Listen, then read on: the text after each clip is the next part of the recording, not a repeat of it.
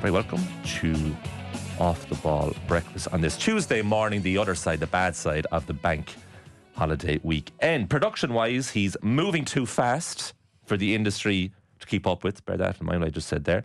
Given that it's well and truly musical festival season, it's wonderful to have him back in studio. It's Arthur O'Dea.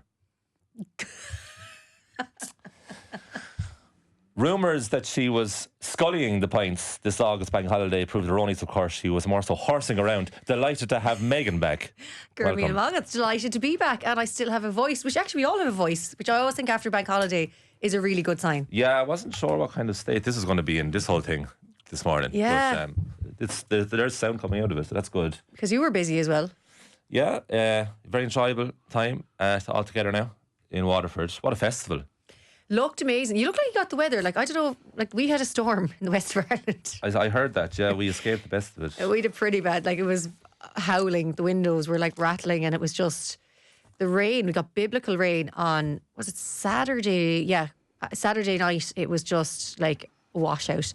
So when you were trying to go from Seatorna to Titorna for your scullying pints, it was it was damp out there.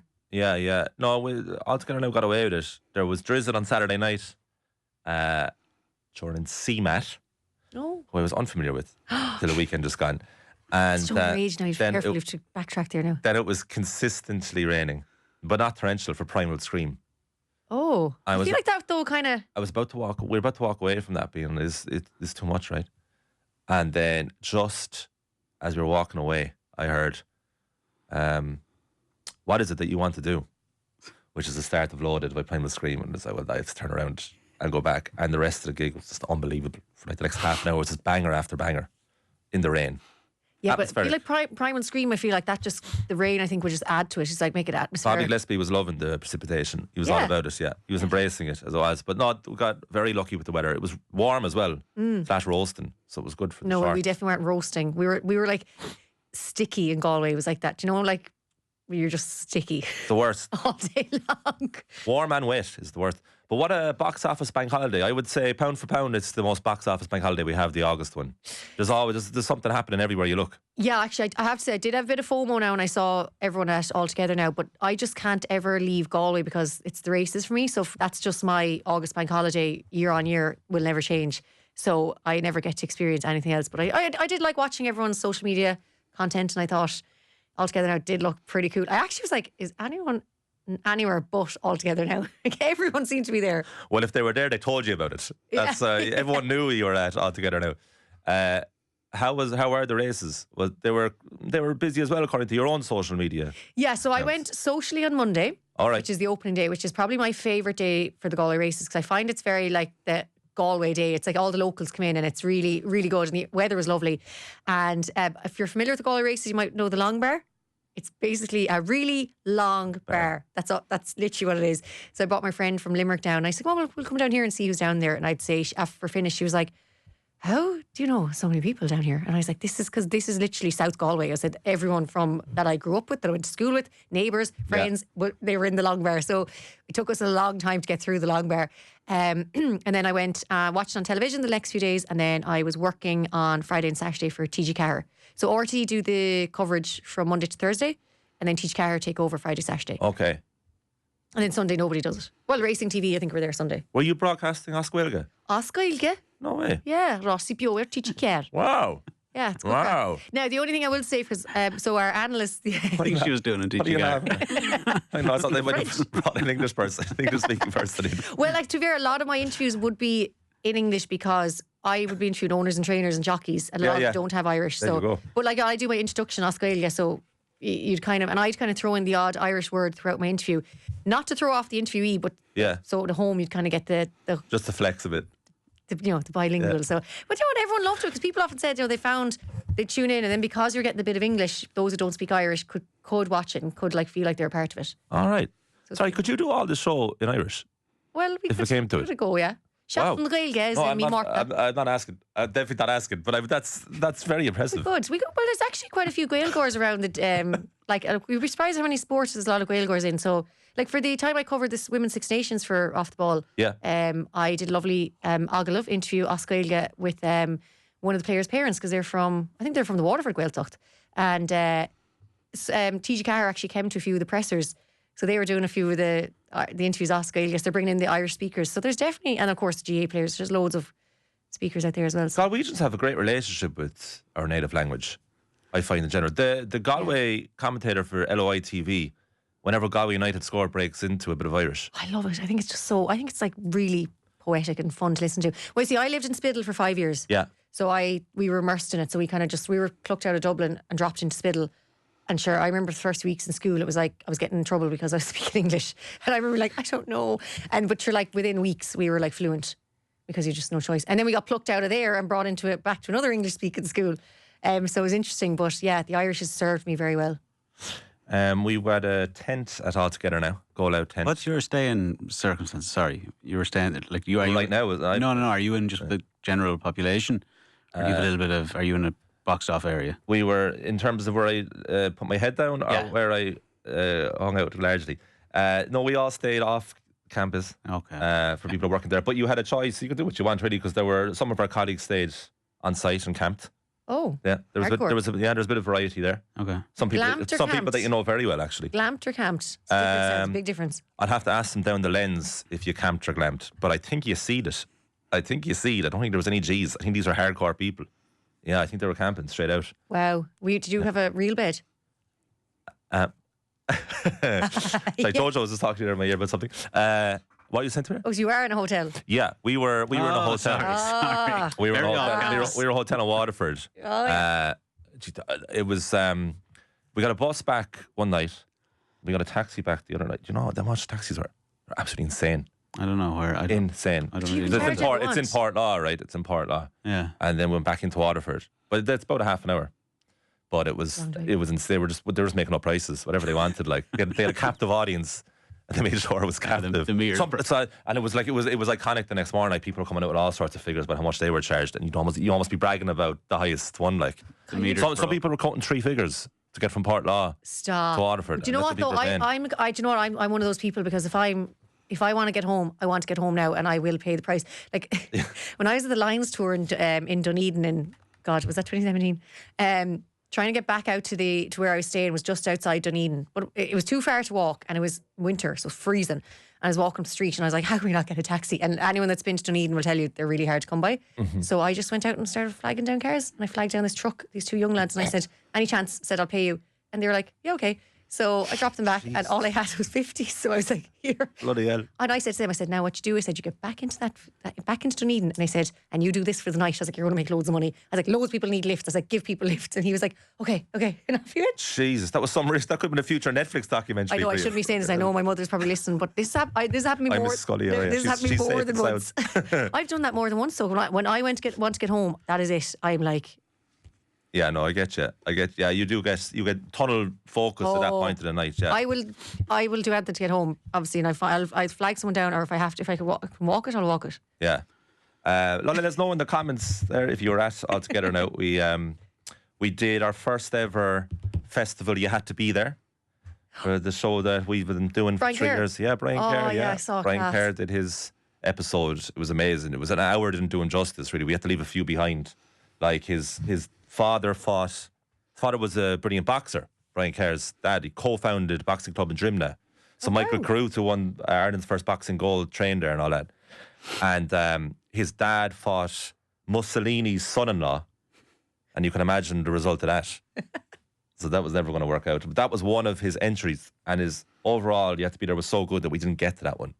Oh, that's how varied his All Together Now, or his You Had to Be There was at All Together Now. But Brian Kerr is a man of many interests, because while he was working with us and did that, and then did a League of Ireland slot the next day with Nathan, he was off at all the gigs that he could get to. Mad into his music. Love it. Brian Kerr loves his music, adores it, and him walking around on site. And bear in mind, like, it was like this time 20 years ago, the guy wouldn't have been able to move because he was still the Ireland manager. But it still was difficult for him to get from place to place. Like, people were pulling him left and right all over. And when we were chatting with him for You Had to Be There, you're walking by the tent and you could see people like, oh, Jesus, Brian Kerr, and they'd stop and walk in. And that's the cool thing about the festival. It's like people just coming and going all the time. Yeah. Popping their head in and chatting away. But there was some people actually in the tent as well. Yeah. Beanbags, hadn't she? Beanbags, yeah. Which I was like, that's not going to work out. People are getting way too relaxed there. But then let people sit up on the beanbag. It was the whole thing. And then Tommy Walsh was on yesterday, Michael Darren McCauley, and everyone was just in great form, basically. It was very much a festival vibe with an actual bit of a serious conversation at times as well. And we had a crappy quiz then on Friday night. And myself and Nathan got to the tiebreaker. And it was decided with a race where we each got to decide who would race on our behalf from the audience. And I chose someone.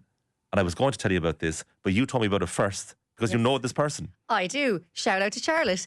Charlotte and I played tag rugby together in Limerick, and she is a speed merchant. So was absolutely, when I saw her, first of all, I saw the video because I saw it through my friend's Instagram. They were all there, and I could see Charlotte sprinting down past the tent. Yeah. And I was going, what's going on here? And then it was when then I found out it was for the crappy quiz. I thought it was brilliant. So I think she drew. To be honest, I think she drew. It should have been a draw, but it was awarded for her opponent, who was Nathan's representative. Hey. But I'm fairly certain to this day that she drew that race. I have asked for video footage. Yeah, so because we'll get this sorted. It was on everyone's stories, but couldn't see it. So we'll get this sorted. For people who weren't there, we basically did a 100-meter sprint to decide who's going to win the quiz, and because and it was like a gravel track. It wasn't even like that was like the third track, and it was like kind of slightly uphill as well. For some reason, we got them race uphill. And then I weren't too happy with that, so it was decided with a second tiebreaker round, which was guess how many caps John O'Shea has for Ireland, given where we were. And again, we had two representatives. I'd forgotten, that I'd written this piece about John O'Shea a few years ago. I went deep into all this stuff, and I'd completely forgotten all of the information I got in him. I was way under. It's 105, 120? Yeah. My representative said 73, and I was like, that sounds about right. I think that's Roy Keane, isn't it? Sounds about right. Yeah, he's 60 odd, I think. Okay. Yeah. Way fewer than you think. So lost it on that, but got to the tiebreaker. It got fairly competitive. It looked like it. Do you know what? I hate though. When you say that, I hate when you do like a in-depth research on something, and then suddenly afterwards someone asks you a question. It's like you're just it's gone from the head. You're like, what? Who? I was very confident when my guy, who was called Richie, said 73. I was like, that sounds right. He said it so confidently. He sold me into it. Yeah, but see, confidence is you do anything confidently. It's a great lesson in life. Michael's been in touch there. ATN was drowning in notions. It's a fair way to put it. It kind of was. But there's literally something to do for everyone at all together now. So I was working on the Friday, and then for the rest of it, I still go back to go out tent and all that. But essentially, you're just there. Pop the head in. I'd love to know. Oh yeah. I went to, it was only really on the Saturday night onwards that I started going to all the gigs. Oh yeah. But Meghann, we went down there, what day are we now? Tuesday. Sunday I went down in the afternoon when it was low key, and I went down beyond the goal out tent. So again, this won't mean much to people who weren't at it, but basically beyond the tent is where the actual house is, where Lord Waterford lives and all that. Oh yeah. The actual big house is there. But if you went down there and turned right, there was a yoga class on. Oh. And the yoga class is about 50 yards away from the madness above. And then this is where the notions comment comes in. There was a restaurant there that you could do a tasting menu. I saw this. At a festival. And it was €55 a head. That's not bad. But then if you went up this way, you get pizza and whatever you want. So there was a kids section. There was like spoken word thing. There was like a story time thing. There was a stand-up comedian tent, which caused sound consternation because there was a band right next to it who I sent on to you. Someone did a cover of Bob Dylan, loads of Bob Dylan songs, and that sound was bleeding into the comedian's tent. Oh, sugar, okay. And I always wonder how they honestly, that. I was like, I said to someone at the weekend, I was like, would you fancy organising a festival around the logistics of it? And they were like, I'd love it. It'd be fascinating. Like Meghann, where do you put the toilets? Where's the best place to put the toilets? But this is my thing. Where do you put the stage versus another stage? But he was saying there about the notions thing. I think I actually bumped into a friend at the Galway races who I hadn't seen since probably Oxygen 2008, because he went to Australia for years, and it was 2007. Sorry, I went 2006 and 7. And I remember the rain was so bad, and the muck was just like there in Punchestown. And he at one stage, I think I had got a bit of muck on my hand, and I kind of went boop, like literally a dot, and next thing he caught me and he threw me upside down and flung me into the gutter, and then lost my phone, like everything was gone. Jeez. And then we were all just covered in muck, and we were like, we're covered in muck now. But like Oxygen was rough out, and it was just like, I don't even know, like showers definitely. Well, apparently there were showers there, but we never found them. And like, it was just so like, and then you look at like festivals nowadays and everyone just looks beautiful every single day. Like Oxygen, I used to have this rule of like, we take our photos on day one. I know when we arrived, when the tents were pitched, but after that then phones, cameras, we probably didn't have actually camera phones back then. All the cameras went away and it was just like, there's 8 of us going home. Like my mother one time wouldn't let me into the house. She literally was like, do not come into this house. And she handed out a towel, she said, strip out there and then you can come in to the shower. So I had to like change outside the back door, put on a towel and go into the shower. And then she just caught my bag full of my gear and just all straight into the bin. It's the mad psyche of human nature that people pay massive money for this torture. Because if you look around to it in a different mindset, it's like a prisoner camp. Everyone just like stranded out in like tents. It was rotten. Like, and the difference of people from Friday night to Sunday night was amazing. Friday night was the best of everyone, like full energy, match fit, lovely good glitter, to go. Hair. By Sunday, people wanted to be taken off, like wanted to be subbed. But they had to keep going. They had to keep playing through it. Yeah, I don't know. Last time I say I know I'm slagging you about staying in a hotel, but like my friend now lives in Portlaoise, and for EP, she was like, "Do you want to go to EP this year?" And I'm like, "Well, yeah, because I'm staying in your house, so like it's the option of a shower, a bed, and somewhere cozy." But I'm like, I just can't do the tents anymore. I have no problem. I'm like totally owning where I stayed. It was amazing. It was unbelievable. We've done camping before. We're here now, so I was happy out. I never got past camping. Let us know what you did this bank holiday weekend. I saw Bob Villain. Oh, yeah. Powerful. Class. Oh, my God. That was insane. Yeah, really absolutely insane. So they were looking at each other, the two Bobs, him and his drummer, and they were like, will we say the line? And they were really close to saying the line, and they decided against it, but the crowd was going mental. Like, it's an unbelievable performance. Right before him was Bob Geldof, who was class.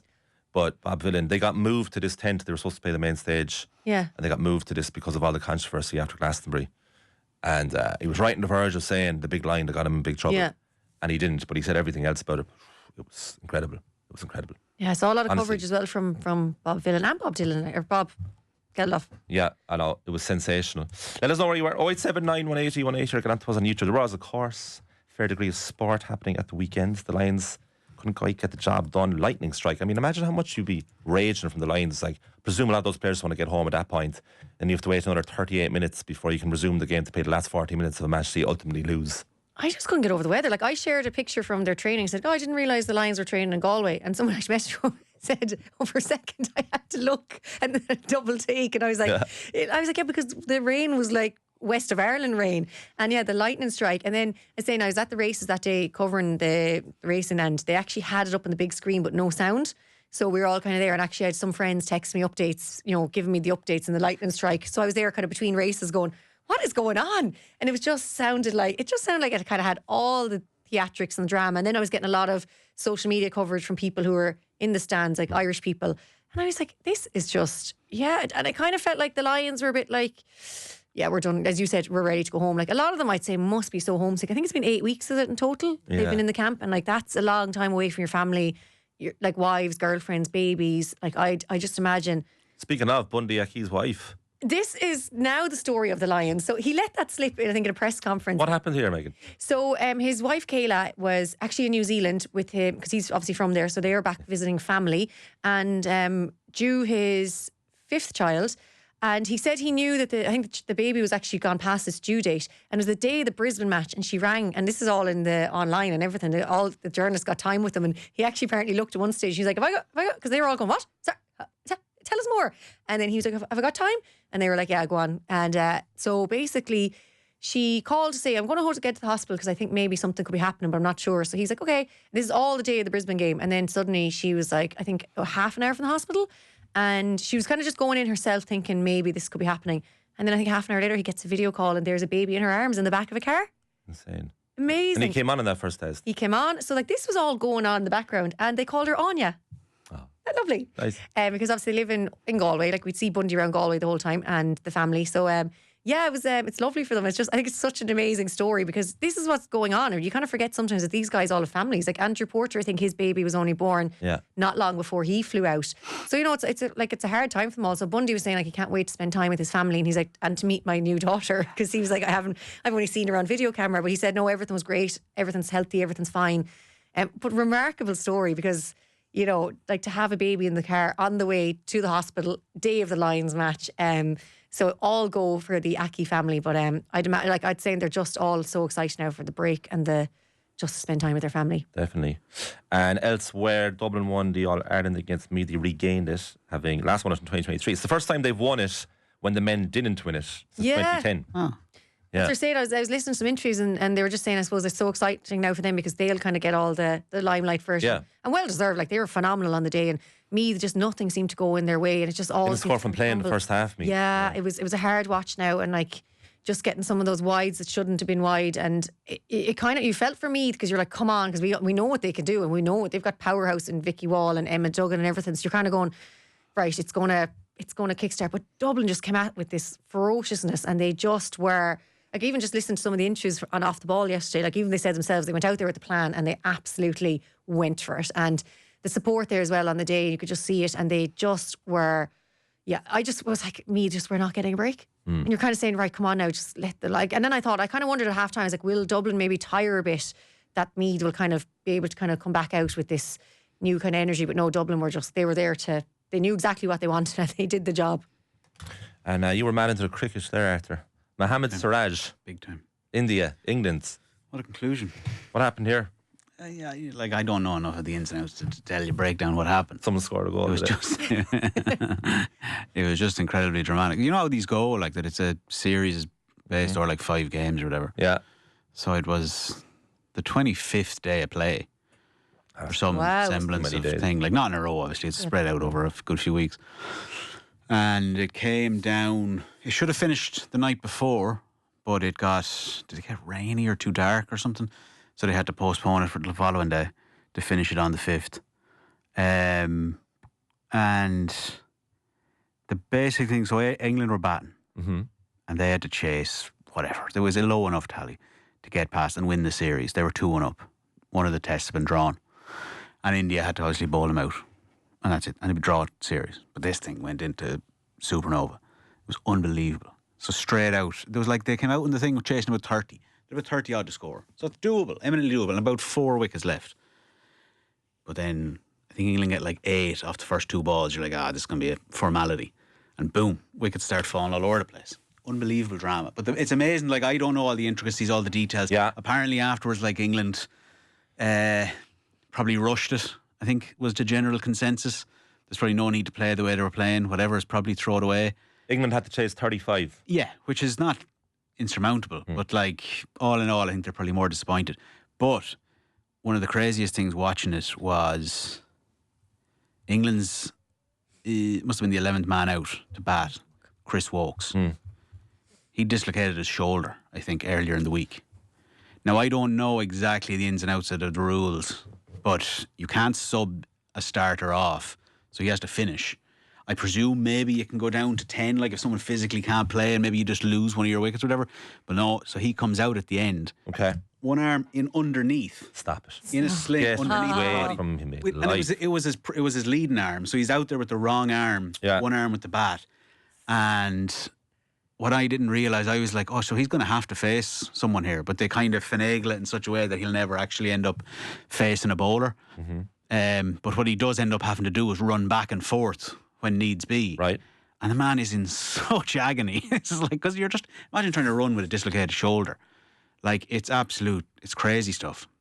I actually am getting pains even thinking about it. Like, he looked it. Like, he looked every inch of it. Like, it wasn't as if he was kind of carrying this off. But then in your med, Mohammed Siraj. Mohammed Siraj, right? He bowls him out with the sweetest sound ever. It's amazing. When it bang. And then there's the and then the umpire puts his slow finger up. Like, it's just pure drama, you know. For a sport that's often criticised for being the total opposite of pure drama. Like, there's someone here in the comments, Mike's I've never heard of this Mike guy in my life, and he comes in, Christ, cricket, go back to it all together now. I'm like, no, Mike, you got to watch this back. Like, this is pure drama. The sound of it could be the greatest sound in sport of a bowler getting someone out in cricket, the way it hits the wickets and that stump hits, right? And then it's like you're asking your dad for permission, like, is that allowed? And then the umpire is like, sometimes he just goes, well, yeah. And then sometimes it's the hand up, and it's just beautiful, especially there's no ambiguity in that sense of it. It's just amazing that it's like middle of the day on a Monday morning, and or a Monday, and it's like, it's not a bank holiday there. So you had all these people coming out, like, and they'd like such an immense, I don't know how many travelling, I suppose there just would be a huge expat community of Indian fans in England anyway. So like it's a 50-50. It's not like it's an overwhelming English crowd. Like it's a proper atmosphere in there.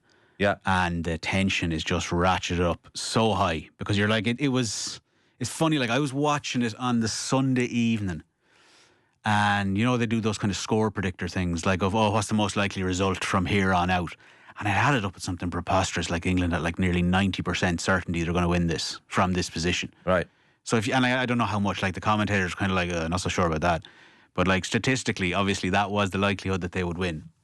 And then for it just to sort of all start coming apart. And it was, Jesus Christ, it was amazing. It was just like, it's like, granted, I'm only catching the end of it. I'm not sitting through the other 25 days. But they were, like everyone was saying, to be fair, afterwards, they were like, is this the best series since the Ashes in 05? Oh. Which is kind of held up as, I think it was one of the last free-to-air ones as well. So that was like one of the last, that was such a big, massive deal. So like if they're talking about it in those terms. But it's crazy as well at the end of it. Like one of the big talking points at the end was like, we've got to keep Test cricket. You can't let it go. It's like, this is why you got to keep it. So obviously it's under immense pressure because it's not, it's a bit of a relic of an old, no more than the Lions. It's a bit of a relic of an old colonial age, but it was amazing. Good God. You've sold it really well to me. Like it was just class. And it's hard to know because I don't know. I'd love to have someone sat there who knows all the ins and outs explaining it. But like, it was so good that I watched the highlights back that evening on BBC. There's just like, you want kind of more of this. That's interesting you mentioned highlights. Meghann, I was on the England and Wales Cricket Board YouTube page watching highlights of this England-Italy game, right? After 8 hours, it had amassed nearly 10 million views, the highlights of this match. Wow. It's currently at 11 million. I hope they've ads on that. Make a lot of... Yeah, that will sort them for life. Yeah, fair play. Early retirement. Right, that's when you start. I'm starting a cricket channel. But seriously, that sound, it might be my favourite sound in sport. What's yours? Horses galloping, like in the racetrack. I just love, well, see, anything to do with horses. Like obviously the horse show kicks off tomorrow and I'm so excited because all the lorries and horse boxes are arriving into Paulsbridge yesterday. Sorry to my friend Sharon because I kept looking at the horse box and she was like, what are you looking at? And I was like, sorry, there's another horse box coming in. And so I was like, that's a lovely lorry. But I'm sorry, the sound of horses, like whether it's, I know, it's so weird. I know it sounds crazy. I love horse lorries. I get very excited by them. I was just the sound of the galloping there when you're standing by the parade ring, especially in Galway because the parade ring's just like so close and just hear that thumping of all those horses flying past at that speed. That gives me the goosebumps. Yeah, it's class. I love when the microphone picks it up really well in football, a shot hitting the bar or post. Oh, and that clang. Yeah. A referee counting the score in snooker. Yeah, that's up there. That's yours, is it? I don't know. I'd have to think about it. You're right about the wicket one is great. Hearing that hit, just that crunch. There's loads, like boxing, amazing, kind of. We're getting smashed in the face. Yeah, there's something definitely about it. Jesus, you sick. I like hurls. If they ever can properly catch up the clash of the ash, like that's just, we don't really get that picked up too much in microphones. No, in off the bar in soccer is probably top for me, very closely followed by a wicket cricket. And a proper one. Do you know what I really enjoy? Because it's kind of slightly more unique that it happens. The time is a little more elapsed. Is especially in hurling, if there's a shot from distance, and the crowd, when one part of a crowd recognises it before because of the angle. Oh, so yeah. it starts going. It starts everywhere else because they're taking their cue. That's a very good one. Yeah, that's rare enough. It's so often you're going by that to know if something's gone over or not. Yeah, just going by the crowd completely. Yeah, I love it. You can just go. Yeah, or sometimes like I've been in games before where I've been kind of a bit distracted, and I've just the crowd started roaring, and I've just started roaring too, and then it's like, why are you cheering for the opposition? I'm like, oh sugar, oops. Something else as well happened over the weekend was another sandbox game in Gaelic football. So Jim Gavin was actually in attendance here, and Kieran Kirk, the sports journalist for the Irish Independent, or Irish Times, I should say, has written about this because he actually played in this game. So there was 4 points for a goal, and once you cross the halfway mark with the ball, you can't go back into your own half. And they were mixing up the rules constantly. So after 15 minutes, they stopped dead on a hooter, and then they changed the rules after that if you received a hand pass, you had to do a kick pass. So Kieran talks about this in the article. about the chaos that ensued, particularly when that rule was introduced, right? So I hand pass it to you, Meghann. You can't then hand pass it again. You have to kick pass it. And he said that the amount of turnovers was insane. There was nobody retaining possession. But he also described it as very enjoyable, the most enjoyable element of the game. The 4-point goal from Kieran's version of events here sounded quite demoralising. That it would kill you. You can see 2 goals. You've shipped 8, like. What are they trying to do though? Like, it's like they've already, so you've had an All-Ireland final where we've had the biggest score ever. Yeah. Like, it's just going for more and more scores, just get it higher and higher, and that's the kind of measure of success. I don't know, like, I'm not... I think it's still to combat the safety first approach that many players have. But what, like, it is strange, because, like, I don't know what the most popular game in the world is football, right? And you have maybe, what, you have on average 2 or 3 scores a game. Like, yeah, I don't know. I guess football's the most popular sport in the world probably because it's the easiest sport to play. Yeah, but it's definitely it's the most watched. You know, it's the most... It's the most accessible, not the master. Yeah. It's the most watched. It's the most, you know, it's the biggest industry going. I just don't know if you want Gaelic football like basketball, like. Yeah, it is interesting what area they want to get to, because if they do want pure chaos, it sounded like from Kieran's version of events here, that's exactly what ensued. Now, I was at those games in October last year at Croke Park that weekend when they introduced the rules, and I wouldn't have described it as chaotic at all. I would have described it as ridiculously high scoring, but looking very similar to previous years. And that was the weekend where Aidan O'Shea was lapping up the goals. And he said, like, they got to get rid of the 4 points for a goal. That's way too much. And he was the fella who was benefiting from it most. Like, so it is interesting what they'll do with this. But I do like the idea of you can't go backwards again once you cross the halfway. You can't pass it back into your own area, which, according again to Kieran's version of events, was getting breached regularly. That players kept on forgetting about that. And sometimes it was, and sometimes it wasn't penalised. But then are we losing the essence of what the sport is? Well, I guess, look, it's funny that we got to this place in the first place. I remember having Kieran Joyce, or Porrick Joyce, I should say, in here the morning of those rules last year in October. And I was like, how have we got to this point? As a Galway manager, like, how have we done this? And he was like, I think we just basically cancelled each other out. And teams are afraid to lose. So it is amazing that the sport got to this place initially anyway. But something had to be done. And you could say the same in the women's game as well, and we'll talk to Ciara Chant about that, where there's just not enough physicality at all, and it's ridiculously hard to win the ball back. And it'll be interesting to see if they change their rules as well for next year. But I don't know where this will stop. But the FRC is not going to be around forever. In fact, it should be finishing up in the near future.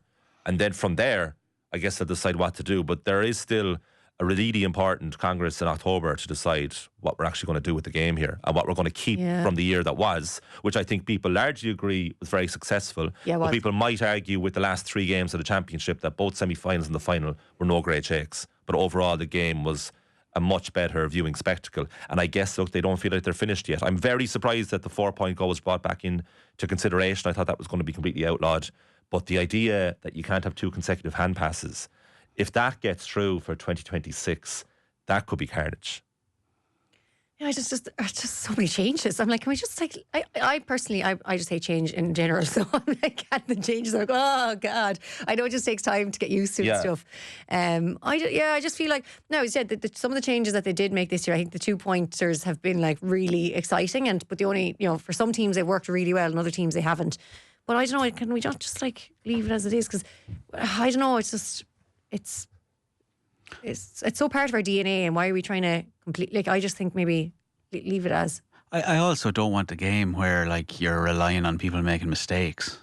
Yeah, I don't want like people going back in an overhit kick pass, and then it's like someone gets on there. Like I there's a kind of a. It's not necessarily always the most interesting thing to watch a team steadily build up a move, but this kind of thing of almost like a permanent frenzy is not. Yeah, you see. I think that point is very valid, right? That we were talking about our favourite noises in sport and all that, right? But I would say like one of the most hated aspects of sport for a lot of people, not for everyone, but for Gaelic football, is the retention of the ball via hand passing sideways and backwards. Can be, it's fair to say, quite mind-numbing to watch, especially if you have no horse in the race. And I guess they're trying to combat that notion of insipid ball retention. But you could lose the essence of the skill of the sport because it could be complete carnage then. And sure, Jesus, tried to name a team of the year next year when no one could keep hold of the ball for more than 4 seconds. That would be the interesting aspect. I didn't think trying to watch it. I think I'd have to have nearly a notebook in front of me going, wait, now, what do they do there? Can we pause that? Go back there, take a look at that again. Even just in terms of reffing the game and stuff, it's it just seems like a bit of a minefield. Actually, sorry, to go back to the sound. Yeah. We never discussed the sound of the ball hitting the paddle. Oh, yeah. We've got a game on. All right. I've never heard this sound. We're playing paddle, yeah. It's nice, yeah. It's a good, it's classy. Okay. It's competitive. Yeah. Is this 1-on-1 paddle or is paddle always 2-on-2? We can do doubles. We can do doubles. Yeah, it's always doubles. You can't play 1-on-1. Oh, can you not? Oh, can you not? Can't. Always play 1-on-1. You'll never get the ball back. This must be very good. No, you'll never get it back. You play 1-on-1. Yeah. You broke the first rule of paddle. It has to be doubles. But it's a beautiful sound as well. Okay. It's beautiful. It's classy. Great Not fun. quite. Don't be mistaken for tennis now. Very, very different to tennis. Actually, probably more similar to cricket, if anything. Denser. Right off the bat. Dense. And it's all about the outfit. Like a fine wine. It's good. To have a nice outfit on. What do you mean? What do you wear? You're just wearing. He was just wearing shorts and t-shirt. No, I wore a dress. Oh, okay, right. Yeah. It was nice though. It like was a tennis dress. Nice. Yeah. No, it was. Yeah, it's a huge part of any game, really. To be honest with you, Meghann. Brian cares you had to be there. By the way, I just had to plug this because it was amazing. We're going to have that out in podcast quite soon, I believe. So he had the 1966 World Cup he was at. It's a story about a scoreboard from England and Argentina. His under-20 side in the 1997 World Cup, they got to the semi-finals. They played Argentina, Brian Kerr's side that he managed in 97. That Argentina side contained Juan Román Riquelme, Lionel Scaloni, Pablo Aimar, and a couple of other huge names. And they only lost 1-0.